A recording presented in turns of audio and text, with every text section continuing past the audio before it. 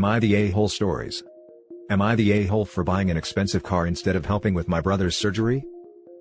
I, 27 male, lived with my chronically sick brother and my parents. I took over his care while they worked. I handled chores/worked a job, although my parents thought it was wrong, because I wasn't focusing on my brother's care. I was doing well in school but I started failing classes. No college savings because they spent all money on my brother. I ignored my self-care and wasn't eating healthy because they only cooked for my brother. At 16, I was diagnosed with diabetes. My parents thought that was my fault. I was told to continue to care for my brother and work to pay for my medication, because they said they didn't need to deal with my condition on top of everything else. And then I failed at school eventually. CPS was called, but found nothing because my parents were aware. I ended up getting kicked out of the house at 17, because it was my fault CPS came. They chose my brother to take care of and didn't want to deal with me. I worked extra jobs here and there, lived with my then girlfriend, now wife. At 20, we had our firstborn. I tried to reach out to my parents, and let them meet my family despite what they've done, but they blamed me for those decisions. Getting married and having a baby was my fault also, and said, I shouldn't be a dad because I was irresponsible and ignorant. I cut contact permanently. I started getting lucky. I now work in a better field, no degree though, and I earn decent money. Then we had our second baby in August. Whoops, that too was my fault. My parents' words pop in my head whenever I look at my kids, and I begin to question myself. I always feel like I'm not doing enough. My dad reached out to my wife and took my number, that's another story, and contacted me. He got me to listen despite not wanting to. He told me my brother needs a surgery and asked for help. He insisted on meeting with me, but I refused. He sent people to talk, but I refused to meet them. Last week, I went to see him and I told him that I'm not obligated to help. That I'm still dealing with my own condition that was ignored by him. That I do have money, but I wanted to buy a car with it instead. Saved up money to buy a car I really like, and I felt good, not gonna lie. He and my uncle started guilting me for buying an expensive car and refusing to help. A relative posted on FB, talking about me buying an expensive car and leaving my parents to struggle. My number was given to everyone, and they kept shaming me. My argument with dad got worse that I had to yell at him again. Just want to tell you about my uncle. He's a hypocrite. He ignored me for years. Even when I got sick, that didn't matter. He made things worse by dumping his issues on my family. Now he acts like he's a decent guy who goes to church regularly. Now for the top comments. Not the a-hole. Your parents neglected you for their other son. That is not good parenting. I'm glad you lived your own life, and met someone great to spend your life with. If you give them the money, they won't thank you anyways. Live your own life and forget them. Focus on your wife and 2 kids. I'm sure you are, and will be a great dad. Don't listen to what others say. They don't know the whole story. Don't feel guilted into it, they were not there for you. I doubt they will in the future either. How do parents think they can neglect and kick your child at 17, then expect their help later in life? This is such a mystery to me. Act horribly and expect kindness? Not the a-hole. They neglected you in favor of your brother. I understand wanting to take care of the sick child. However, that does not mean you neglect the other one. I was doing well at school but I started failing classes. No college savings because they spent all money on my brother. I ignored my self-care and wasn't eating healthy because they only cooked for my brother. At 1 I was diagnosed with diabetes. My parents thought that was my fault. I was told to continue to care for my brother, work to pay for my medication because they said they didn't need to deal with my condition on top of everything else, and I failed at school eventually. CPS was called, but found nothing because my parents were aware. I ended up getting kicked out of the house at 17 because it was my fault that CPS came. All of this right here was more than enough reason for you to cut contact the first time. Yet you said that you had the heart to try and invite them back into your life. Unfortunately, it very much sounds like that was a terrible idea since they automatically figured you should go back to helping them with him, even though they never did anything to deserve that from you. Stand your ground, get a restraining order and call the cops if you have to. At least this time you called law enforcement on purpose. And just a reminder, not the a-hole. I'm proud of you for working so hard to get out of that situation and taking care of yourself and your own sickness, and raising what sounds like a wonderful family with a wonderful wife. Don't worry about being like your parents, because it sounds like you're already a million times better than them. Not the a-hole. It is telling that everything started to work out for OP, when there was no contact with his parents. Now for the next story. Am I the a-hole for refusing to change my will and include my stepdaughter in it? I'm a 46, male, with a chronic condition. I have 2 sons, James, 20, and Aaron, 16. I have a deceased daughter who passed away when he was 4. To be frank, Most of my years, I couldn't focus on work, and so, I don't have a lot of money or owned anything of value. We've always been lower class because medical bills and medication took a lot.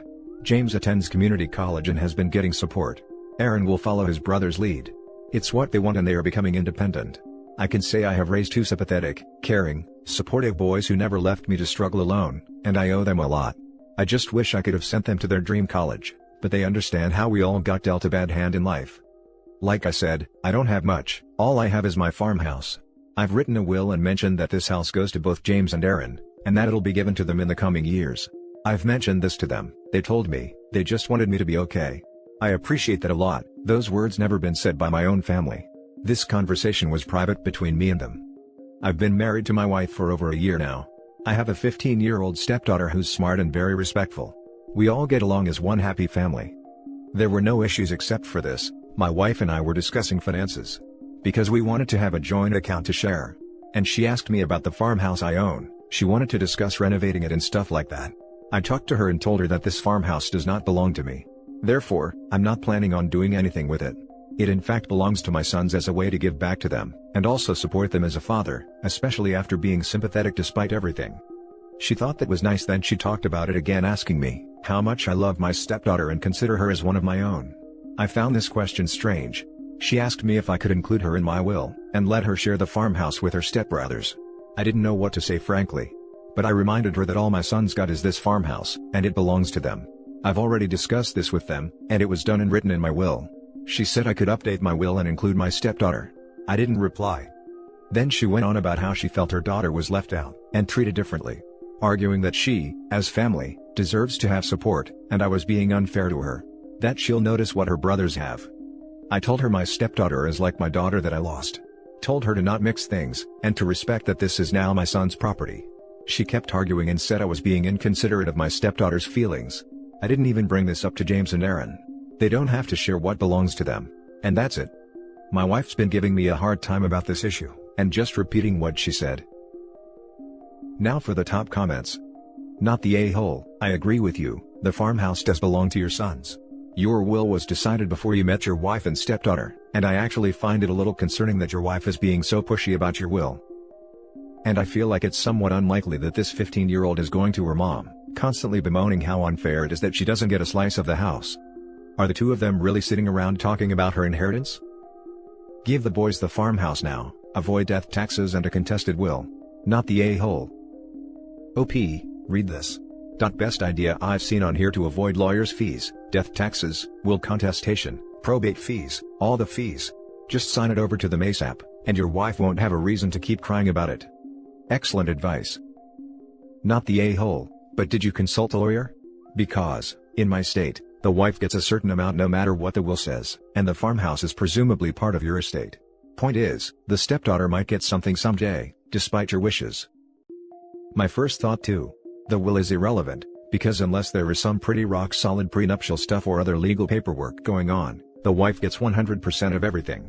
The will is basically a wish list for the wife to honor if she chooses. At least in my state, which is a community property state, meaning spouses have joint legal ownership of everything, regardless of when said things came to be. When you marry, you transfer 50% ownership of everything you currently have to your spouse. The next story is titled, Am I the a-hole for taking my mom's side and telling my wife that my mom did not verbally abuse her? My mom and my wife have never been close, but I don't think either of them have been in the wrong until this situation, they just don't click. My wife is really into making soap. She sells it on social media and recently quit her job to sell soap full-time. My mom has literally never said anything negative about the soap, but when she was asked to buy it, she declined. My wife is like a dog with a bone, trying to get my mom to buy this soap. She asks her every time we see her, and when my mom declines, my wife starts listing the virtues of the soap and trying to force my mom to smell it. She has also brought my mom's finances into it, and argued that my mom and stepdad both make good money, and speculated about how much my mom spends on her wardrobe, which really isn't our business. Well, my mom stopped by the other day to see the kids.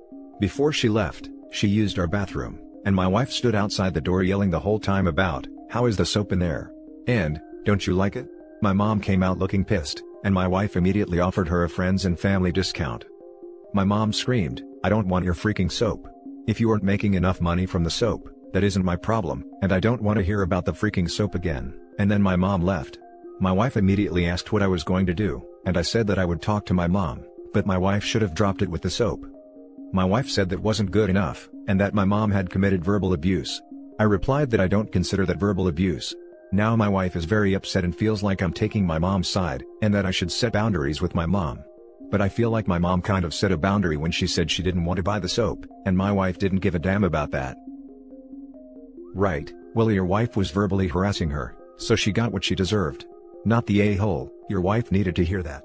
She's probably up all her friends' butts about her soap, and driving them away too. Your wife needs to learn that no means no. It could be the best soap in the whole world, but nobody is going to buy it from an annoying nag. Especially if that person is standing outside the bathroom when I'm peeing, yelling at me to smell the soap. That's crossing a boundary. I like to pee in peace. I'm guessing OP's mom wanted the same. Not the a-hole. You're the a-hole for not stopping your wife from harassing your mother over the soap earlier. NTA for taking your mom's side though. Exactly. He should have gotten involved way before it got to this point. Not the a-hole. So your wife can make soap. She should learn how to sell it. Spoiler alert, it's not by irritating people into submission. If she sells it at a farmer's market, does she chase people screaming at them to buy soap? Ahaha. That mental image I got was priceless. I can imagine a lady at a farmer's market, chasing people around and shouting, "Doesn't it smell nice?" The last story is titled, "Am I the a-hole we kicked my husband's cousin out?" Where do I begin? I can't give all details or this would be crazy long. I guess a little backstory. My 30 female husband, 35 male, and I have been together 3.5 years and just got married in September. We have 2 girls. I work from home and take care of the kids, and my husband works 4 p.m. to 2 a.m. For 2 to 2.5 years, we have been taking in my husband's family or friends that needed a place to stay for a while. Things are obviously stressful with COVID, and everything else going on in the US right now.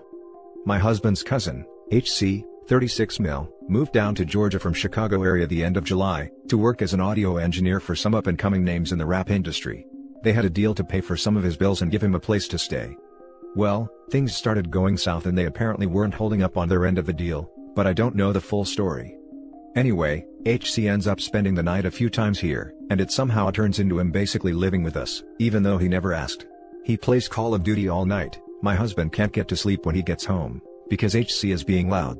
He constantly brags about how he's hanging with all these rich people, even though he complains they don't pay him like they should. Barely brings food into the house, and only brings taco meat because that is all he wants. Gets my kids riled up and loud while I'm working. Doesn't clean up after himself unless I fuss at him, and doesn't even offer to try to pay a bill to help out. My husband and I both have been struggling mentally the past few months, more than normal, and we realized it was stemming from HC being here, on top of our own issues. We decided to have a conversation with HC and explain that we need space, but he's still welcome to come around and hang out. The first thing out of his mouth was, "Oh, so you don't want me here, huh?" We told him it wasn't like that, and to not twist our words. It ended up in me going off on him and calling him a narcissist. Between the gaslighting I hear him do to his girlfriend, the way he talks about this 20-year-old he's been banging with no protection here in Georgia, and just other obvious red flags, I'm pretty sure I'm correct on that one. He made a big scene about how he's going to have to sleep in his car, or go back to Illinois. I told him we were not responsible for keeping him housed, and he needed to go talk to one of his rich friends.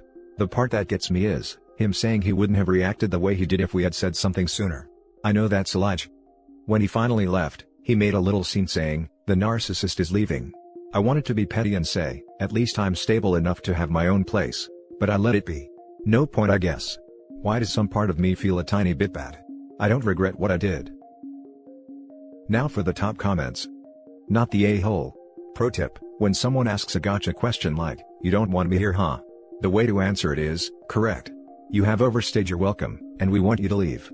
He put you on the defensive and got to jerk you around the wall like the a-hole he is. Good riddance to him. Wholeheartedly agree. Some people cannot help themselves and think that they are the center of the universe, and how everyone wants to be at their beck and call.